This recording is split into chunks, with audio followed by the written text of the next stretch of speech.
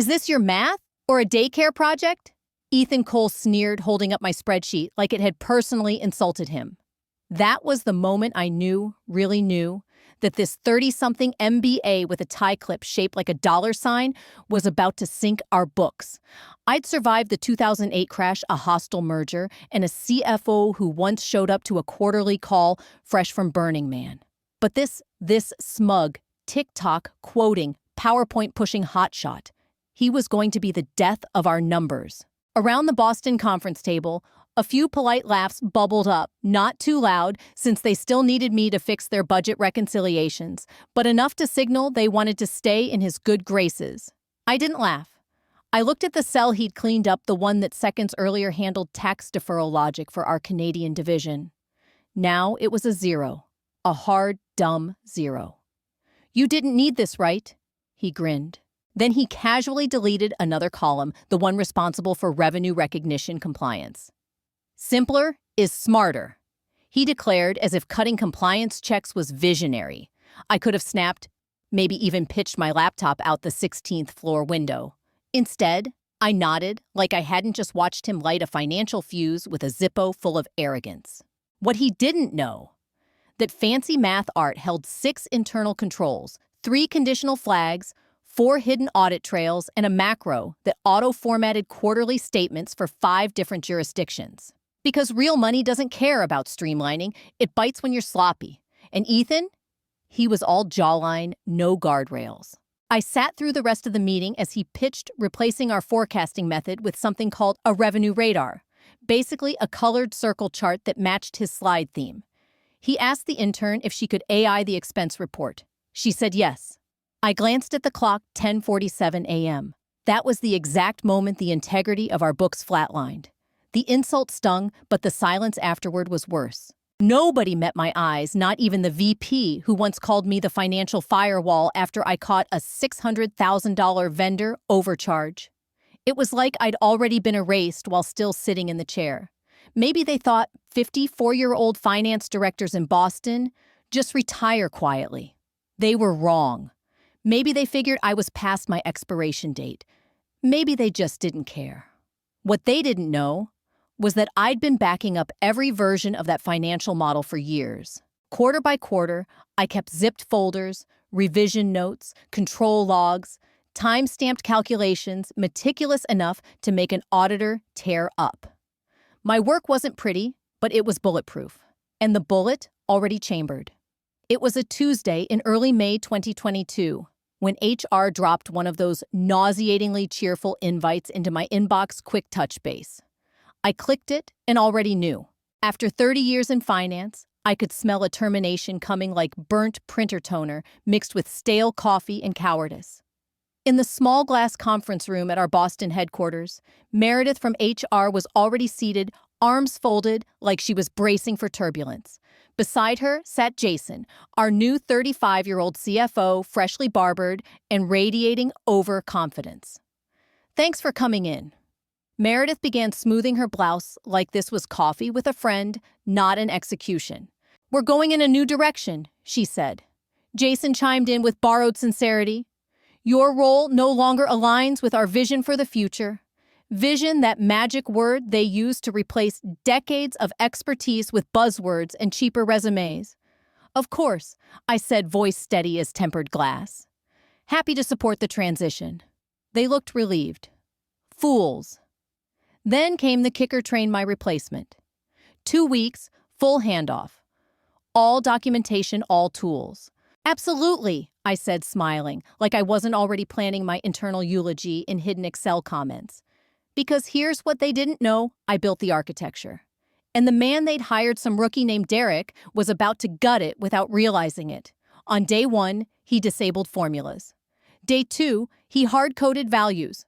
By day 4, he deleted the exchange rate sheet that fed every multinational forecast. When he renamed Deferred Revenue Q2 to Money Later V2, I knew we were officially in the corporate upside down. I didn't stop him. I didn't correct him. I documented every click, every deletion, every little bomb he planted in the system. The fuse was lit, quietly, methodically. I began a log file time date sheet. Name change made potential impact, like a forensic accountant narrating a crime scene. Outwardly, I was the picture of composure. "You're doing great," I told Derek. I'd offer gentle nudges. "You might want to double-check that cell reference. It's tied to a few things." He'd nod, then delete it anyway. He didn't realize that line triggered error checks across 7 budget tabs. Without it, the alarms were silent. Every night, I backed up the latest corrupted version he touched. Each file went into a separate folder, neatly labeled Derek Day 1, Derek Day 2, my own grim little advent calendar. This wasn't sabotage. It was evidence, a timeline of how the system went from pristine to poisoned.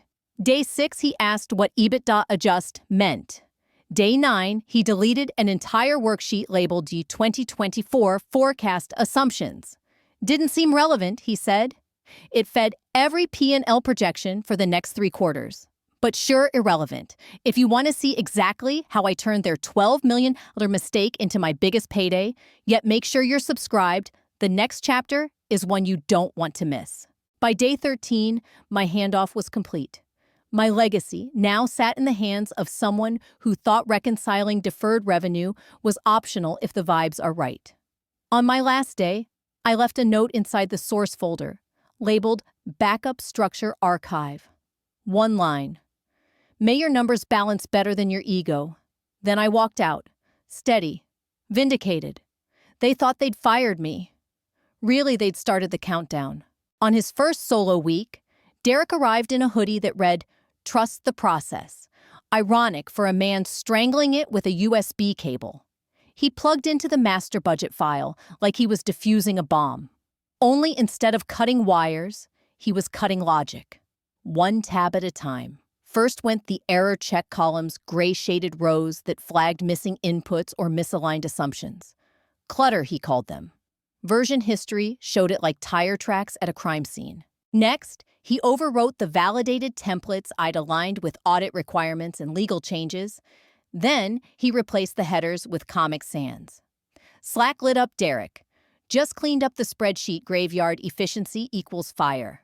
2 interns sent fire emojis. I just saved another backup. The fuse was burning. 1 intern even dropped a GIF of someone vacuuming. I stared at it like it was an obituary for accountability. Derek had gone full scorched earth, deleting linked tabs with trailing dependencies, renaming budget versions without preserving lookup paths, even flattening a quarterly close workbook into a single sheet of hard-coded values, turning dynamic logic into static fiction. Every time the model tried to scream, he muted it. Error messages disabled. Warning cells hidden. It was like watching someone install a security system and then bury the manual in the backyard. Meanwhile, I opened my old drive, my real drive. I'd started my backup protocol before HR even clicked send on my termination invite. Every Q1, Q4 model since 2018 zipped encrypted, tucked into a flash drive, small enough to pass as lipstick. My notes were exported, version histories, archived control logic. Summaries preserved even my side annotations explaining why I'd built the European tax filter the way I had. Spoiler: Germany doesn't mess around with revenue recognition, and one mistake there can earn you EU sanctions. While Derek hacked away like a blind surgeon, I cataloged every knife he left inside the patient. By Friday, he deleted the Do Not Touch Currency Conversion tab, the dynamic sheet that pulled live exchange rates, recalculated revenue forecasts across 5 business units, and adjusted for weekend rate variances. In its place, a single cell, USD, SE10. No formulas, just a number. I didn't flinch. That night, I synced my final snapshot. Derek destroyed final to the vault. I thought about leaving a warning, but that would have been mercy. I was fresh out. Instead, I wrote the index list, FY24 master V5.3, final V5.4, Derek initial edits V5.7, control columns removed, V6.1 currency flattened, V6.4 forecast errors. Introduced, all archived. Then I slipped the drive into my coat pocket and left the building with nothing but my purse, a cold Starbucks, and the quiet satisfaction of knowing I had receipts older and more reliable. He thought he'd erased me. All he did was put his fingerprints on a bomb I'd already disarmed and backed up in triplicate. The Monday after I bought a $49.99 bottle of Versailles, opened a blank document titled It Resume, and remembered something: I'm damn good at what I do.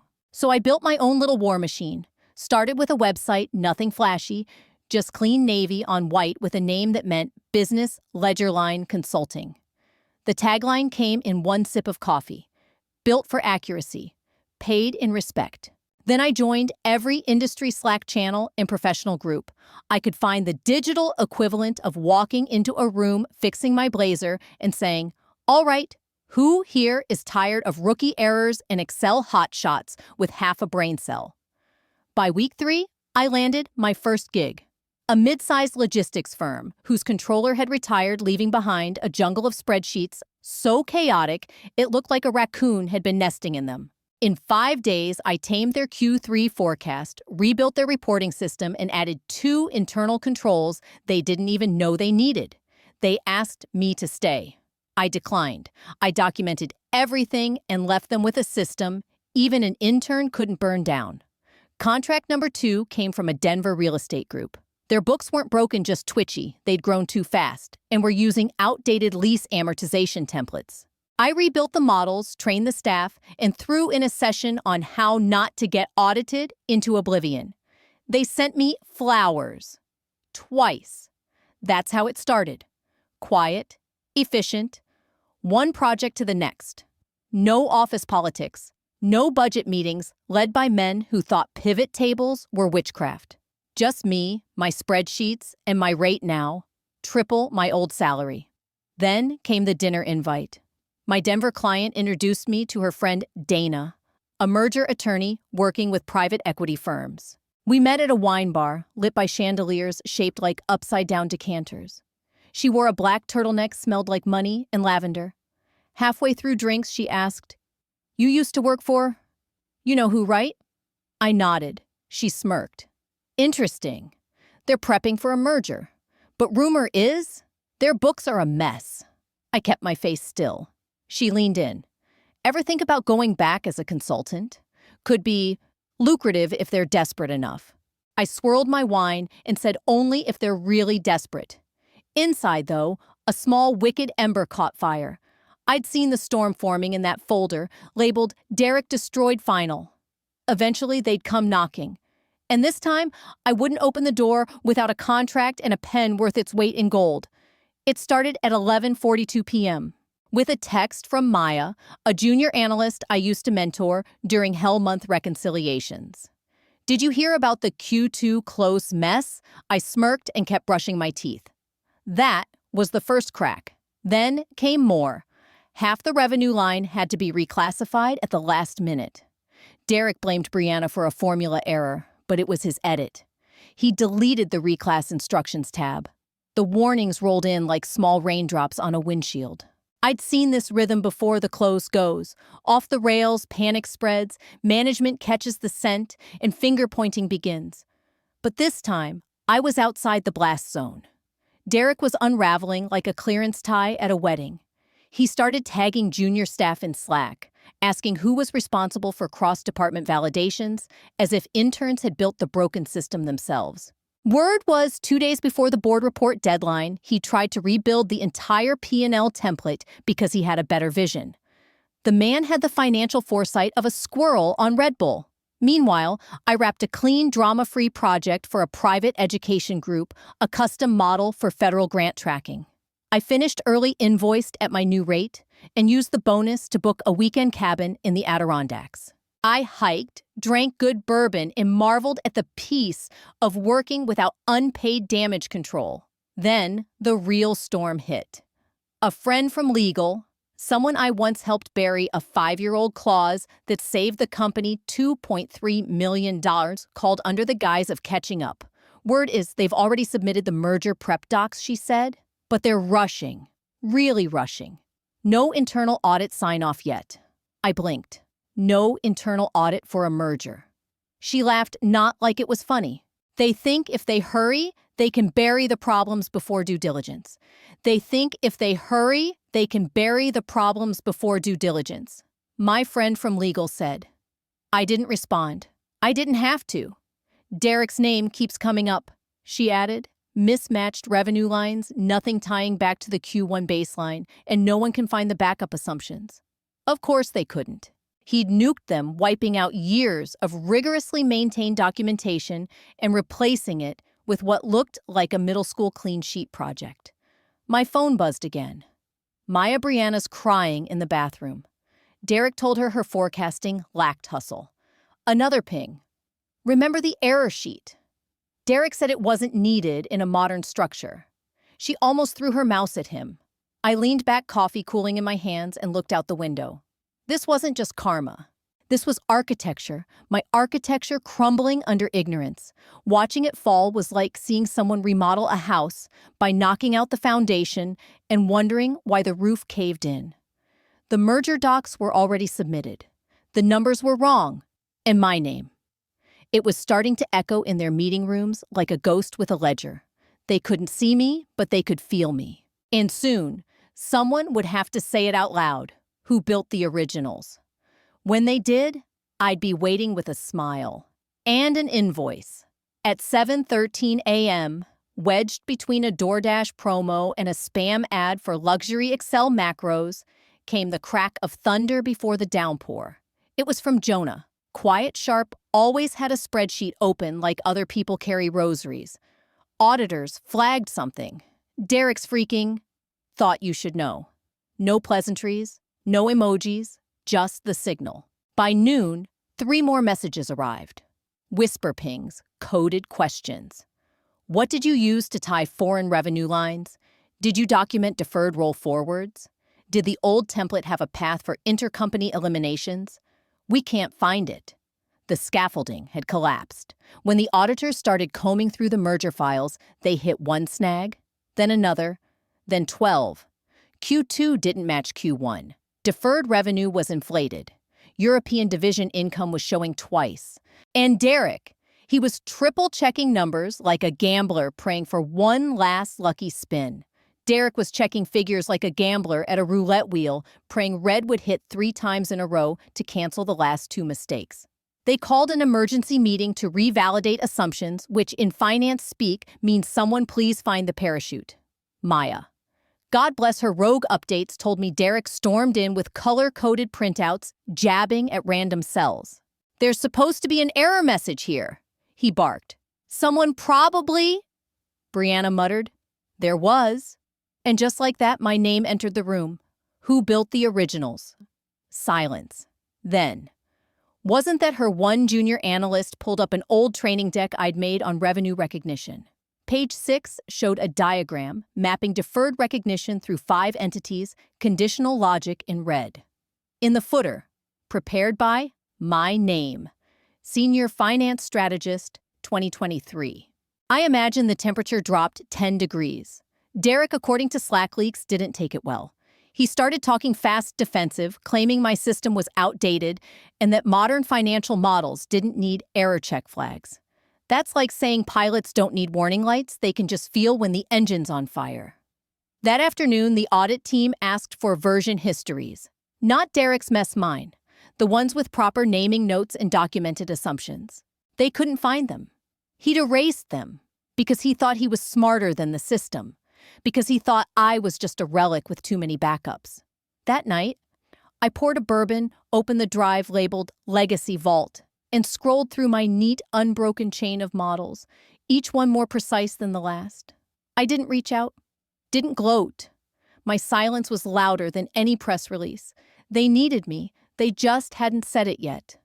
At 9:46 p.m., Friday, my phone buzzed. Blocked number.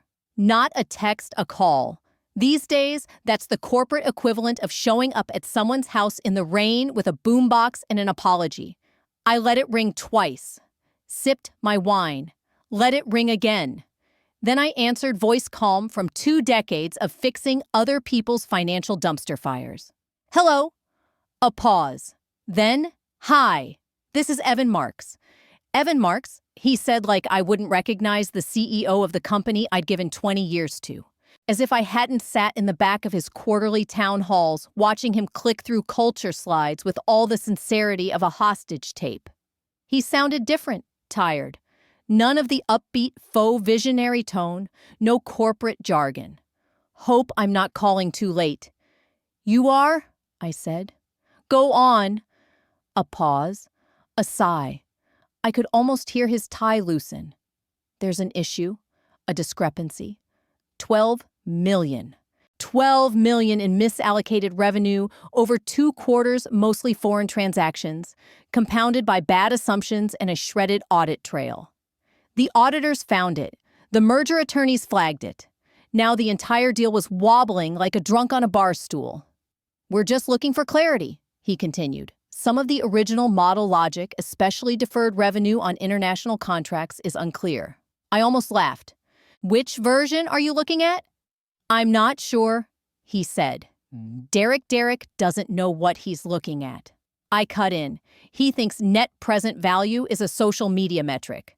Silence. Then, awkwardly, would you consider coming in? Just for a few days? Help us clean this up before due diligence. I let it hang. I wanted him to sweat not out of cruelty, but because I'd earned this moment, the quiet power of being needed by someone who once couldn't recall my name without an org chart.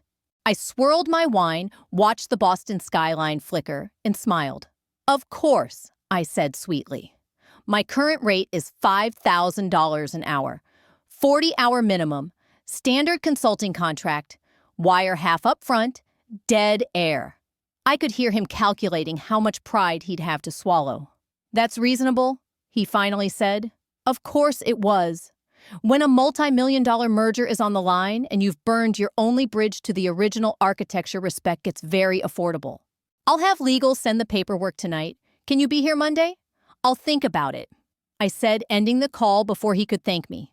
I opened my laptop, pulled up my consulting decks, and started a new file. Title client, Emergency Audit Recovery Plan. Company name, Emergency Audit Recovery Plan. That was the first slide header. Step 1. Never fire your architect mid-renovation. For the first time in months, I slept like a baby. Monday, 8:57 a.m. I stepped off the elevator onto the executive floor for the first time in 4 months. The marble still had that faint chemical shine, like someone had scrubbed the gilt off overnight. The receptionist, new young, clearly briefed, straightened when I gave my name. Conference room B, she stammered. They're waiting for you. Of course they were. I walked the hallway.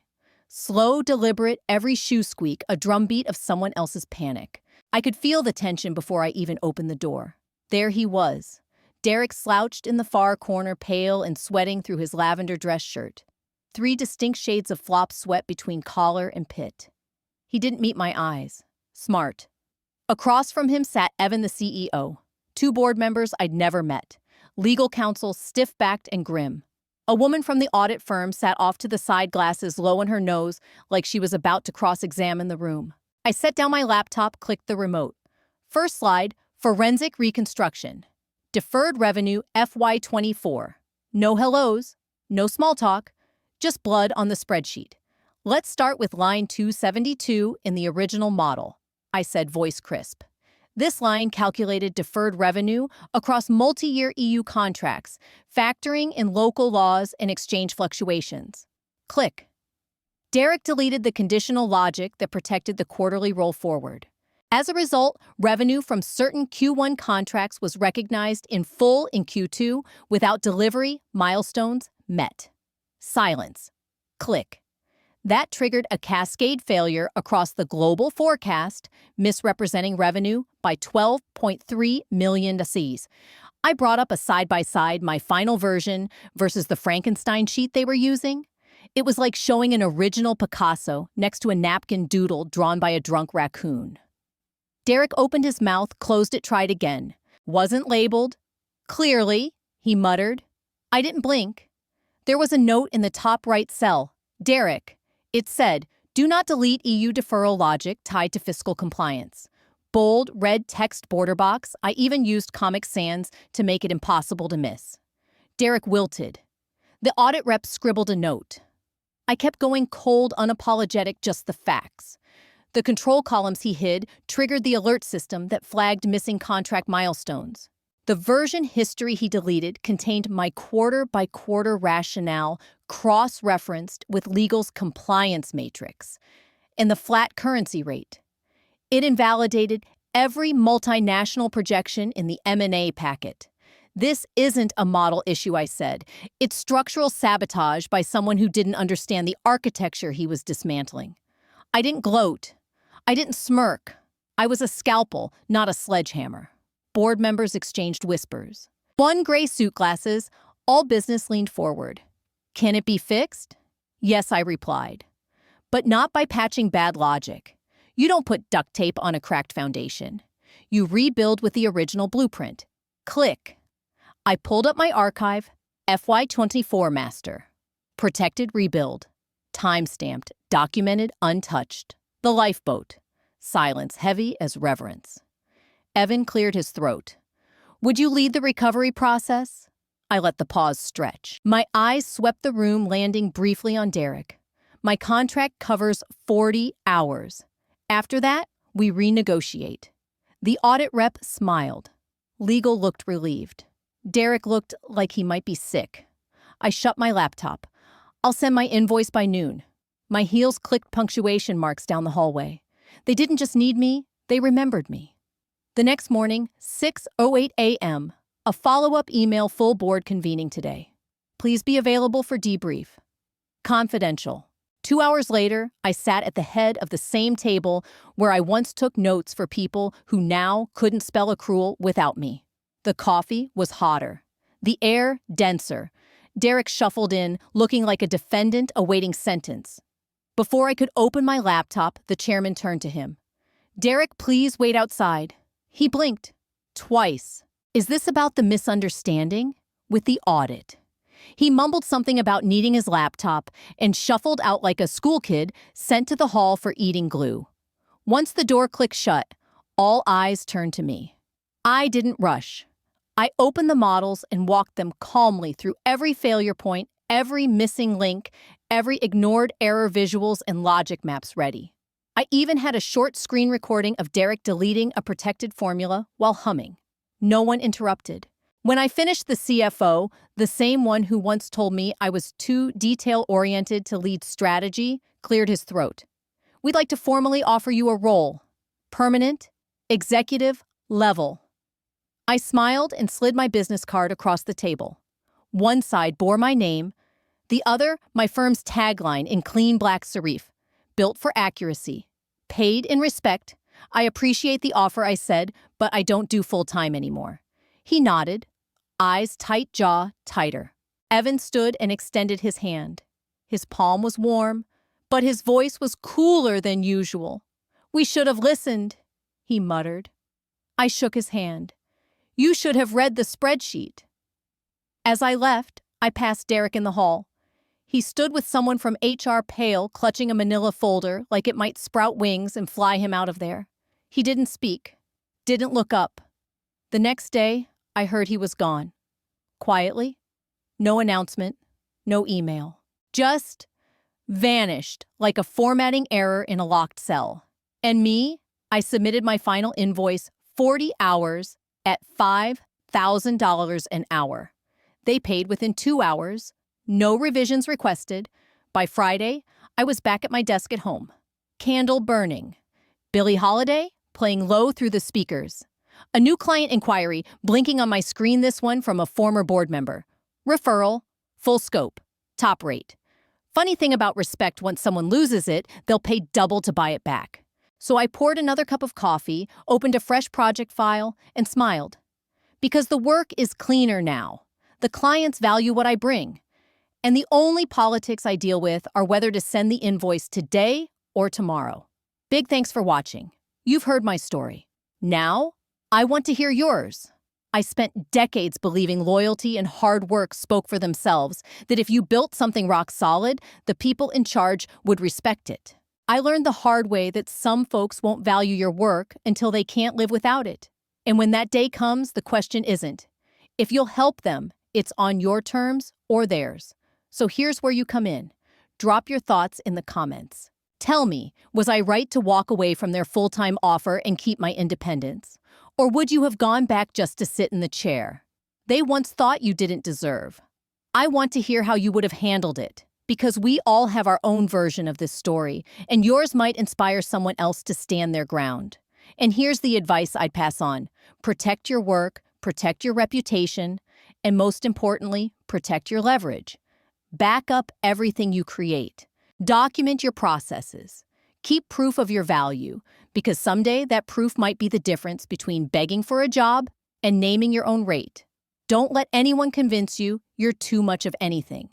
Too detailed, too experienced, too expensive, just because they don't understand the worth you bring. The truth is, when you're really good at what you do, it's not arrogance to expect respect. It's basic math. If my story lit a fire under, you hit that subscribe button so you're here for the next one. Because trust me, there are more ways than you think to turn corporate arrogance into your biggest paycheck yet. And when it's your turn, I want you ready.